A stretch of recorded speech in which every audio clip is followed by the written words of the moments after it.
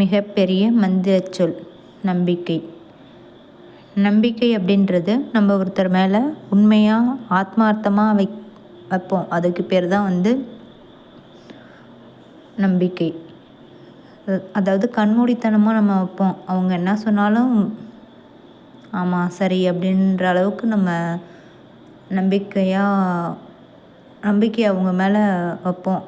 ஒரு சில சூழ்நிலை காரணமாக அவங்களால நம்பிக்கையை காப்பாற்றாமல் போகிறதுக்கான வாய்ப்பு இருக்கும். ஆனால் அப்போது நம்ம மனசு அதை ஏற்றுக்காது. நம்ம ரொம்ப ஹர்ட் ஆகும். அந்த மாதிரி ஒரு சூழ்நிலைக்கு நம்ம வராமல் இருக்கிறதுக்கு நம்ம நம்பிக்கை அப்படிங்கிற ஒரு விஷயத்த கடவுள் மேலே முழுமையாக நம்ம வைக்கும்போது கடவுள் அந்த நமக்கு வர எல்லா சூழ்நிலைகளுக்குமான பிரச்சனையிலேருந்து நம்மளை ஸ்ட்ராங்காக்குவார். ஸோ நீங்கள் யாராக இருந்தாலும் நீங்கள் முழுமையாக கடவுளை நம்புங்க. கடவுள் எப்பயுமே நமக்காக ஏதோ ஒரு ரூபத்தில் நமக்கு இருக்குங்கிறத சொல்லிக்கிட்டே இருப்பார். நம்ம தான் அதை கவனிக்கிறதே இல்லை.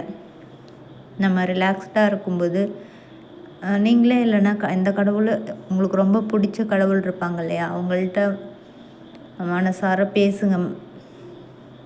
பேசும்போது நான் இருக்கேன் அப்படின்னு நீங்கள் எந்த கடவுளை நினச்சி பேசுகிறீங்களோ அவங்க கண்டிப்பாக உங்களுக்கு நான் இருக்கேன் அப்படின்னு ஏதோ ஒரு ரூபத்தில் காட்சி தருவாங்க. ஸோ எப்பயுமே மனிதர்களை முழுமையாக நம்புறதை விட்டுட்டு கடவுளை முழுமையாக நம்புங்க.